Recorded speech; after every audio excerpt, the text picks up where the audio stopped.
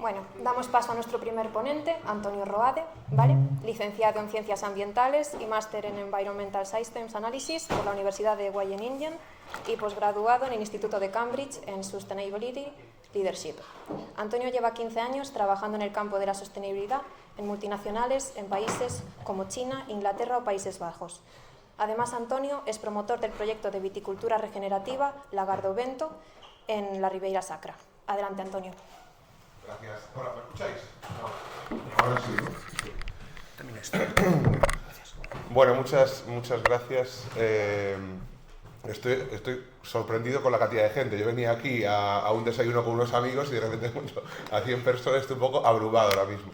Bueno, como decían en la presentación, yo llevo 15 años en el tema de la sostenibilidad. He trabajado con muchas empresas y puedo decir que soy un outsider entre vosotros, ¿vale? Yo no vengo de la escuela austríaca, para mí Austria me recuerda a un Schnitzel más que a una ideología en concreto, hasta que comencé a ver, como muchos de vosotros, a Bastos, a Juan Ramón Rayo en YouTube, etcétera, ¿no?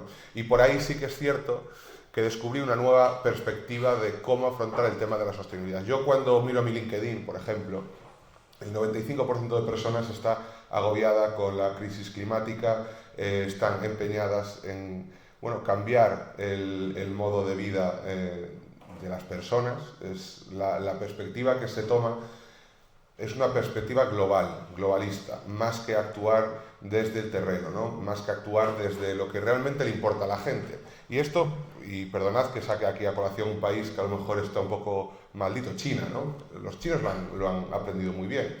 Para los chinos el tema de la sostenibilidad, el tema del medio ambiente no es un tema de salvar el mundo, es un tema de seguridad nacional, para empezar, porque tienen miedo que la gente se le revele porque las aguas están contaminadas, porque sus hijos mueren por enfermedades cardiovasculares asociadas a una contaminación del aire. Yo creo que ellos lo han cogido muy bien, pero aquí en Europa lo que yo sí que veo desde Bruselas sobre todo es una ambición de cambiar un modelo de vida con el motivo de la sostenibilidad como excusa, ¿no? Y eso también se ve, por ejemplo, en legislaciones que se están sacando últimamente. Yo no sé si estáis al corriente de todo lo que se está haciendo en Bruselas. Por ejemplo, hay una regulación que salió el año pasado, creo que fue, en cuanto a deforestación. Básicamente, esta legislación que pretende... El objetivo siempre es buenísimo. El objetivo es siempre salvar el mundo. En este caso, el objetivo es acabar con la deforestación a nivel global. ¿Qué pasa? Que esos requisitos que pondrían sobre productores de café, de cacao, en países como Vietnam, como Colombia, yo me acuerdo, yo estuve en Indonesia, de hecho, con productores en este caso, aceite de palma, y ellos estaban completamente decepcionados y enfadados, la palabra enfadado, con Bruselas. Un tío de Indonesia, de una isla remota al lado de Java, estaba cabreado con Ursula von der Leyen. O sea, eso me pareció a mí, aquí en España, pues yo le pregunto a mis padres y Ursula von der Leyen, si le suena la señora esta un poco fría, alemana, tal. Pues, pero estos tíos la conocían mejor, porque lo que estaban haciendo aquí, el llamado efecto Bruselas, ¿no? Que se llama, esto es lo que piensan los de Bruselas, ahora menos, que ellos cambian una legislación y esto va a irradiar el mundo de virtud, ¿no? Y van a lograr cambiar el mundo. Bueno, estas legislaciones, hay otra legislación ahora que sale ahora, la nueva legislación de reporte ambiental, la CSRD, no sé si habéis escuchado hablar de ella, si estáis en el mundo de la sostenibilidad. Esto significa que las empresas van a tener que reportar alrededor de 1000 indicadores de sostenibilidad. No tiene ningún sentido, me refiero.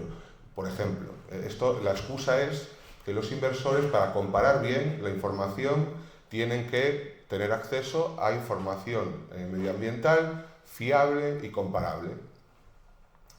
En el caso del textil, que es el caso que más conozco, no es lo mismo un algodón que está cultivado en India, que tiene un perfil de un impacto ambiental muy distinto, a un algodón que está cultivado en África. Bueno, eso significa que una empresa tipo Zara o quien sea, es imposible que controle su huella de carbono. Es que no se puede saber, son datos que tú no puedes poner a la luz pública, pero la cantidad de recursos que estas empresas están dedicando a cosas realmente que no tienen mucho sentido yo entiendo que afecta completamente a la eficiencia y a su competitividad, ¿no? Entonces, bueno, en este caso sí que es cierto que el camino estatista que se está llevando está realmente afectando a la competitividad. En el caso del vino, yo hace 5 años comencé con mi familia un proyecto que esperemos que este año empecemos a no perder dinero, y se llama Lagardovento, ¿no? A mí esto me está dando una perspectiva más todavía en contra del sector público a la hora de legislar en temas ambientales. Estaréis viendo que los viticultores en el mundo del vino ahora mismo están pidiendo a la Xunta que pague porque el precio de la uva se está desmoronando. No tiene ningún puñetero sentido. Es decir, nosotros, a una gente, a unos viticultores que están produciendo vino en demasía, incentivado por el Estado también, por las ayudas, se está produciendo demasiado vino. Como se produce demasiado vino, el precio cae, y ahora lo que están pidiendo a la Xunta es que subvencione la quema de ese vino que están produciendo en demasía liberado por el tema de los incentivos perniciosos de la Xunta o del Estado, ¿no? No tiene ningún puto sentido. Yo sí que es cierto que no creo, lo que Ramón ponía aquí, el cultivo del aceite en extensivo, en comparación con el intensivo, yo soy más de extensivo, me refiero. Yo creo que hay un componente de tierra que es muy importante. Sí que es cierto que las dinámicas de mercado, las dinámicas capitalistas, no creo que estén del todo asociadas al ciclo de la vida, no estén del todo acopladas. Es decir, tú al final, tú del campo no puedes pedir más que lo que el campo te puede dar. Y eso es algo que yo creo que el tema intensivo es difícil, ¿no? Sin el aporte de pesticidas, etc., ¿no? Yo os voy a contar un poco lo que estamos haciendo en Lagardovento. Esto, como os digo, si tenéis alguna apreciación desde vuestro campo de expertise, pues encantado de charlar, que esto sea más una conversación, más que un rollo que yo suelte aquí, porque seguro que tengo mucho más yo que aprender de vosotros que vosotros de mí, eso para empezar. Bueno, nosotros sí que hay un tema, hay un concepto que no sé si estáis familiarizados, que es agricultura regenerativa. Está mucho ahora mismo se habla mucho de este tema, cuál es la diferencia de agricultura regenerativa con agricultura orgánica. No es exactamente lo mismo la agricultura regenerativa que lo orgánico. Cuando vamos a un supermercado y queremos comprar unas patatas, una coliflor, y te dicen, esta coliflor es orgánica, ¿vale? Bueno, realmente tú lo que sabes es que tiene una etiqueta particular, pero no sabes absolutamente nada más. Realmente lo que es la agricultura orgánica es una serie de principios, de reglas, de regulaciones, que da igual si estás plantando una lechuga en Murcia, que en Galicia, que en Cataluña, van a ser lo mismo. Y en base a eso te da una etiqueta, pagando, por supuesto, su particular. Está además la agricultura orgánica, por supuesto, las grandes empresas fueron las que están detrás de la creación de esta etiqueta, ¿no? Realmente esto no tiene mucho sentido, es decir, no hay mucha claridad en el beneficio de la agricultura orgánica. No sé si sois conocedores del caso particular de Sri Lanka, ¿no? El colapso del país, no sé si os suena el tema de Sri Lanka, ¿no? Que un gobierno que no sé si en cuestión de 2 años quería pasar toda la producción a agricultura orgánica, lo que logró al final es el colapso del país, porque mucho del beneficio del propio país venía de la agricultura, y eso colapsó completamente el país. ¿Por qué? Porque se llevaron a cabo una serie de prácticas basadas en unos principios que tú a lo mejor en un país no puedes llevarlo de esta forma. La agricultura regenerativa lo que intenta es entender el territorio, entender dónde estás tú, y en función de eso, con una serie de pilares fundamentales, como viene siendo pues el cuidado del suelo, como viene siendo el entender tu flora microbiana, lograr acoplarte a los ciclos digamos, de la tierra, para producir de mejor calidad, porque aquí está el tema de la calidad. Yo, perdonad que vaya de lo general a lo particular, de lo particular a general, voy a dar dando saltos porque me vienen a la cabeza cosas, ¿vale? Pero, por ejemplo, en cuanto al vino, Galicia tiene un potencial enorme de ser la Borgoña de la península ibérica. ¿Qué pasa? Que todos estos incentivos que comentábamos antes nos están yendo hacia una Castilla-La Mancha que no tiene nada que hacer, porque Galicia, el problema de la mano de obra que tenemos en la Ribeira Sacra es absolutamente es algo que está ahí. El tema del paisaje no es lo mismo en La Mancha o en Rueda, ¿no? Cuando cogéis la A6, vais a Madrid y pasáis por Rueda y veis hectáreas y hectáreas de viñedos. Claro, ojalá, en la Ribeira Sacra no tenemos eso, pero gracias a Dios no tenemos eso, porque eso nos da, en cuanto al vino, es un potencial enorme para hacer algo realmente especial, ¿no? Y de ahí viene Lagardovento. Lagardovento es un proyecto con el que queremos demostrar que se pueden hacer cosas distintas en Galicia y que eso te va a dar una calidad que es competitivamente mayor. Mis vinos, bueno, nuestros vinos, porque estos al final somos 4, lo estamos vendiendo la botella a 40 euros en Madrid.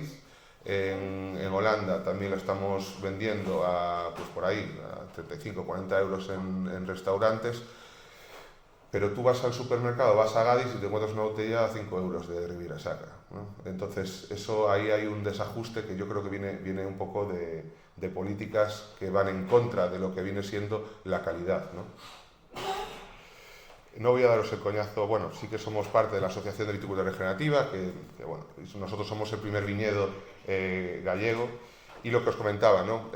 Más que una serie como la agricultura orgánica, que es requisitos muy marcados, muy específicos, la agricultura regenerativa es un marco conceptual que dentro de ese marco tú tienes una serie de cosas que tienes que realmente responder a, que es mantener la salud del suelo y entender el viñedo como un ecosistema. El viñedo no es un campo de soja, no es un campo de trigo, que es muerte. Es muerte en el sentido que es un ser vivo, pero realmente son yonkis que están en la UBI conectados, enchufados a una serie de sustancias químicas que los mantienen con vida artificialmente. Y la vida, no sé, la vida es vida porque es autónoma. En el caso de estos cultivos intensivos, para mí no es vida. La vida es cuando es capaz de sostenerse y cuando gana complejidad. Tú al final ves cuando las cosas funcionan cuanto más complejidad tienen. En el caso del viñedo, esto se ve en la resistencia a las enfermedades. Por ejemplo, con mildiu. El mildiu es una enfermedad fúngica que en Galicia es lo que hay. Tenemos, bueno, uno va a Santiago y ya ve que no estamos en Murcia, ¿no? Que hay humedad. Entonces, ahí nosotros, el viñedo nuestro, lo que hace al final, la biodiversidad hace que sea tan complejo los sistemas que estamos logrando conectar, que realmente esto hace que nuestro viñedo realmente aguante más las enfermedades, ¿no? Luego está el tema del suelo. El suelo es algo, y perdonad que esto sea a lo mejor muy específico, pero bueno, es que esto realmente la gente cuando piensa en el suelo, o piensa en el barro, piensa o en Pedro Sánchez, o piensa en cosas que no tienen nada que ver tiene todo que ver con la biodiversidad del suelo. El suelo es uno de los mayores sumidores de carbono. La gente no piensa en el suelo cuando planta, la gente cuando ve a un agricultor, él no piensa que es un gestor del suelo. Yo cuando veo a un agricultor, yo veo que es gente que gestiona el suelo, es un gestor del suelo. Sin suelo no tenemos agricultura. Entonces, básicamente lo que nosotros intentamos hacer es mantener esa salud del suelo, ¿no? Estos son fotos el de arriba no es mi viñedo, es el de abajo. Esto es al lado justo de mi viñedo, ¿vale? En Chantada. Como podéis ver, arriba es una gestión incentivada por lo que comentamos de las prácticas del gobierno, por las políticas de agricultura común, ¿no? De producir más en menos hectáreas, de una forma que la calidad no premie, y lo de abajo es lo que estamos intentando hacer nosotros, ¿no? También quiero una cosa que cuando escuchéis a productores de agricultura orgánica, parece que quieren volver atrás bueno, y hay veces que sacan sus Instagrams y tal, ponen burros arando el terreno. Eso es una gilipollez. Los burros son mucho más ineficientes que una máquina. O sea, yo no puedo ver en máquinas porque estamos en la Ribeira Sacra. Pero vamos, yo si subiera un tractor barato y que me entrase por ahí, yo metería un tractor antes que un burro. Un burro es mucha pasta lo que hay que poner para un burro, ¿no? Pero sí que es cierto que nosotros es no dar la vuelta tampoco a la ciencia, ¿no? Lo que hacemos nosotros, por ejemplo, bueno, esta es otra foto, que un rego de agua y se ve perfectamente un lado y otro de la gestión, ¿no? Lo que hacemos nosotros, por ejemplo, intentamos entender el ecosistema. Hacemos algo que en Galicia se hace poco, es análisis de savia, por ejemplo, de las plantas. Nosotros cogemos y cada año hacemos 4 analíticas de savia de las plantas de la vid. Estas analíticas lo que nos dicen es, oiga, su planta tiene deficiencias en hierro, en boro, en manganeso. En función de eso, lo que hacemos es, aplicamos foliarmente esas deficiencias para combatir esas deficiencias foliarmente. ¿Por qué? Porque se absorben más rápido, entonces las plantas pueden combatir el mildew que hablamos antes, ¿no? Esto, digamos, es entender, utilizar un poco la ciencia y la inteligencia humana para entender, oiga, ¿qué está pasando? Entenderlo, aplicar algo, hacer algo para que las propias plantas combatan los problemas. No es, digamos, el enfoque tradicionalista de la agricultura orgánica, de un top-down, ¿no? De estas son mis recetas, usted aplíquelas, da igual donde esté, y si se jode, si el año viene mal, la cosecha viene mal dada, aquí quien sale perdiendo es el agricultor. Y dejadme que vaya ahora, que salte a un caso en particular que me encontré una vez en Costa de Marfil con unos cafeteros trabajando para unos agricultores de cacao. Ellos estaban forzados por una gran multinacional a cultivar cacao orgánico, de forma orgánica. Claro, ellos lo que me decían es que esto para las multinacionales que responden a legislación que viene dada de Bruselas, a las multinacionales les da absolutamente igual que cultiven orgánico. ¿Por qué? Porque si una cosecha viene mala y pierden toda su cosecha, ellos van y le compran el cacao a otro, pero quien pierde la cosecha es el agricultor. Entonces, vosotros cuando veis en el supermercado este cacao viene de la agricultura orgánica, bueno, pensad un poco también qué hay detrás de esto, ¿no? En nuestro caso, nosotros si un año hay por ejemplo, hace 2 años, humedades del 98%, en septiembre, estos son climas, digamos, subtropicales. En un clima subtropical va a haber hongos sí o sí, pues tú tendrás que aplicar alguna ayuda al viñedo si no puede dar. ¿Por qué? Porque es que la consecuencia, si no, te cargas la cosecha. Entonces ahí es donde tenemos que lidiar, que jugar nosotros, ¿no? Bueno, ¿qué prácticas utilizamos? Bueno, cultivos de cobertura. Esto significa que hasta ahora el razonamiento que había en el mundo de la agricultura es todo lo que no es cultivo en el campo es mala herba, ¿no? Aquí lo que intentamos hacer es, bueno, no, las plantas que crecen en este caso en el viñedo, tienen una función. Por ejemplo, en nuestro caso, nosotros las utilizamos, estos cultivos de cobertura que le llamamos, para descompactar el suelo. El suelo, si no es un suelo rico, si es un suelo erosionado, al final el agua que cae se va hacia el río, erosiona, ¿no?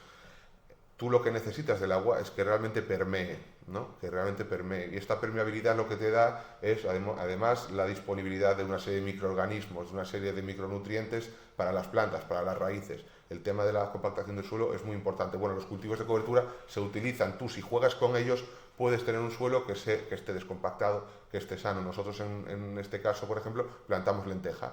La lenteja es un cultivo que, además de descompactar este suelo, te fija nitrógeno, bueno, tiene una serie de atributos buenos, ¿no? El tema de los microorganismos. esto suena todo a un poco magufo, pero es que es verdad, me refiero. Tú al final, en el caso del vino, el vino, a mí lo que me atrajo a promocionar este proyecto es el tema de la magia que hay en el vino, ¿no? De la magia en el sentido que de una fruta como una uva se crea algo tan complejo y tan distinto como el vino, y que no tiene nada que ver el vino de una parcela que la de otra, y ahí hay un elemento que nadie es capaz de comprender bien, ¿no? ¿Por qué no es capaz de comprender? Porque para mí las levaduras, que es un poco lo que tiene de especial el vino con otras cosas, es las levaduras locales son las que le dan a tu vino una diferenciación. Uno que compra un vino industrial, al final cada añada va a saber igual, ¿no? Más o menos, porque juegan a eso. En nuestro caso, por ejemplo, cada añada es distinta porque la levadura que hay, la carga de levaduras va a ser muy distinta. No puedes copiar cada año, porque cada año es distinto, el clima de cada año es distinto, ¿no? Entonces tú si tienes unos microorganismos de tu viñedo locales, nativos, tú vas a lograr un vino con una caracterización muy distinta al resto, ¿no? Y en nuestro caso lo que hacemos, por ejemplo, es cultivamos estos microorganismos, o sea, son unas prácticas que vienen, sobre todo Japón es un lugar que miramos mucho, ¿no?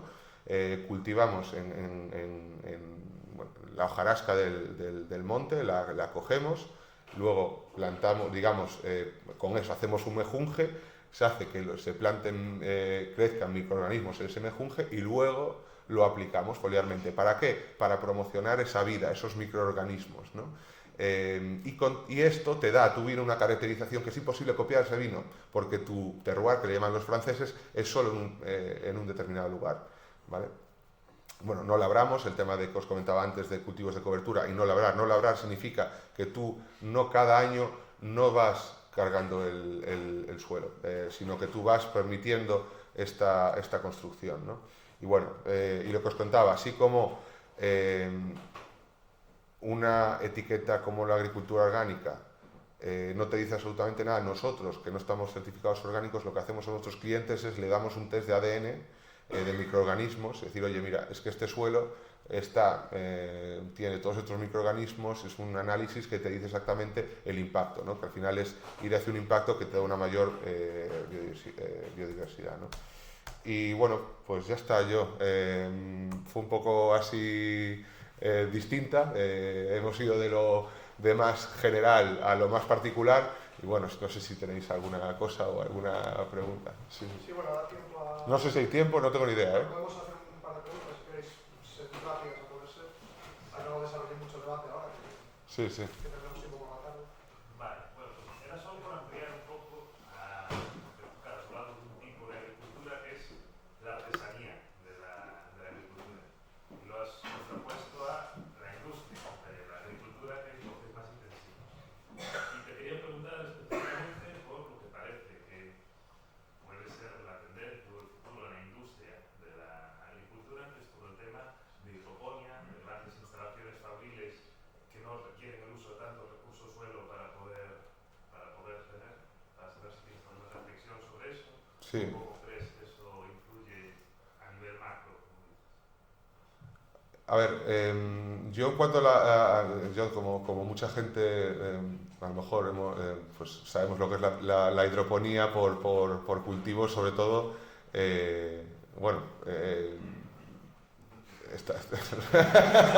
no sé cómo decir. Cuando era chaval y querías, joder, ¿cómo está? De ahí viene lo que yo sé de hidroponía y luego fui ampliando, ¿no? Yo creo que medioambientalmente el problema que yo le veo es el consumo de electricidad sobre todo, ¿no? Creo que ahí es un poco más intensivo.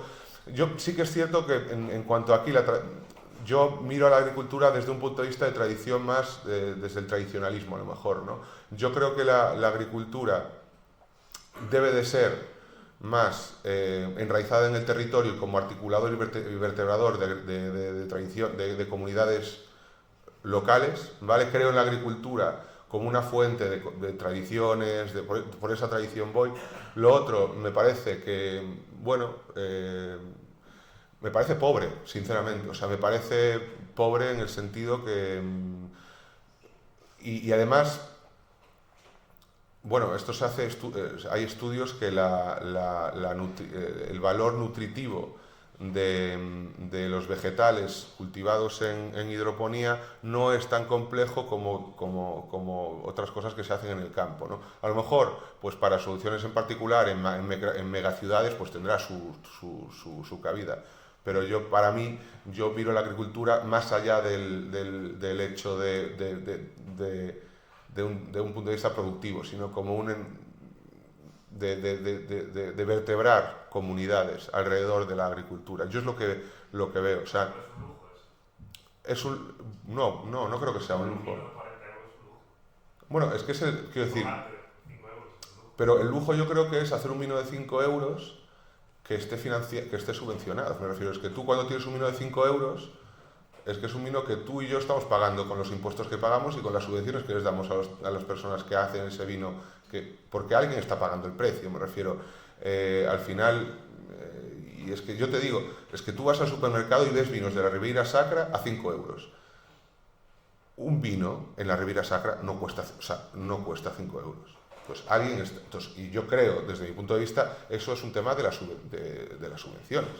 Pero sin haber hecho un estudio, o sea, al final dices, joder, estos tíos al final le están dando una subvención. Entonces yo creo que ahí es un poco el tema, ¿no? Y perdona que no tengo un punto de vista más sofisticado, pero también lo que es un tema de futuro, me refiero. El campo que os mostraba antes, ¿no? El campo bueno, para no ir de atrás, completamente erosionado. Tú ahí realmente no hay futuro ahí, me refiero. Pero esto, por ejemplo, y saltando de sector, en Valdeorras, no sé si hay gente que conoce Valdeorras, ¿no? Valdeorras es el segundo lugar del mundo de mayor importancia de extracción de pizarra. La pizarra se daba como gracias a la pizarra Valdeorras tendrá futuro y los municipios, Carballé, Valdeorras, etcétera, tendrán futuro. Mi familia viene de ahí. Yo hice mi trabajo de fin de carrera hace 20 años casi, lo hice de ahí, ¿no? Y me decían eso, no, niño, ¿por qué estás aquí? ¿Ves esto? ¿No ves que...? Porque yo estaba estudiando el agua y todas estas cosas, ¿no? ¿No ves que esto de futuro no? O tal, no sé cuál. Bueno, pues 20 años después, los jóvenes, mi generación, están todos en Barcelona, en Madrid. Allí los jóvenes no están, lo que quedan son los viejos, con problemas de silicosis y de futuro nada. O sea, sí que se han enriquecido de nuevo con subvenciones una gente, pero ahí no hay futuro, en particular en Carballé de Valdeorras, porque es lo que yo conozco. Entonces, yo entiendo que hay que ser extractivos, pero que tenemos que ver, y el tema de agricultura es importante, intentar hacer unas prácticas que te permitan tener un futuro, y que un suelo en particular que te permita continuar teniendo una comunidad que viva ahí, que se enraíce ahí, que haga que tenga su futuro ahí, ¿no? Bueno, no me enrollo más porque... Sí, no, que vamos a ver gustitos. Luego en el descanso, si alguno queréis, vamos a aprovechar y perdón que no tenga una visión de la hidroponía más específica, ¿eh? Esta buena pregunta. ¿Cómo que demasiado vino? ¿Cómo que se produce demasiado vino? Tenemos poco, Aquí sí. No, bueno, en Burdeos es otro caso. Un estado tan dirigido, una economía tan dirigida como el estado, como es el francés, ¿no? Y el problema que tienen en Burdeos. En Burdeos están pidiendo también los viticultores al gobierno que les pague la quema de uva o la destilación de uva porque hay demasiada uva en Burdeos. Entonces, bueno, yo creo que el mundo del vino, y alguien debería hacer un estudio también, el papel de las denominaciones de origen. Las denominaciones de origen es de coña, o sea, no sabéis la cantidad de papeles que hay que hacer para un pequeño agricultor. Nosotros hacemos al final unas 10.000 botellas, es un decimal, es nada. Pero la cantidad de papeles que uno tiene que hacer para que al final haya unas denominaciones de origen que estén, sobre todo mandadas por las grandes corporaciones que están muy unidas a la Xunta en este caso. Y yo entiendo que aquí tenéis un debate, el tema de iniciativa privada, gobierno, como uno contra la otra. Bueno, yo muchas veces lo que veo, tanto aquí como en otros lugares, iniciativa privada, al final la iniciativa privada va a tender a prácticas monopolísticas en muchos lugares, ¿no? Y yo aquí lo que veo es que muchas empresas, las empresas grandes, realmente son los que tienen la interlocución con la administración. Yo en las denominaciones de origen veo una serie de cosas que suceden que hacen a pequeños proyectos como el nuestro, que además intentan proponer cosas nuevas como esta, nos están perjudicando mucho, porque ayudas, por ejemplo, eso se las queda a todos ellos. Yo no pido ninguna subvención. Pero porque ellos se gestionan el pastel y eso al final impide que innovemos, ¿no? Impide que vayamos hacia territorios que yo creo que serían más hacia bueno, para tener un futuro mejor, ¿no? Una consulta.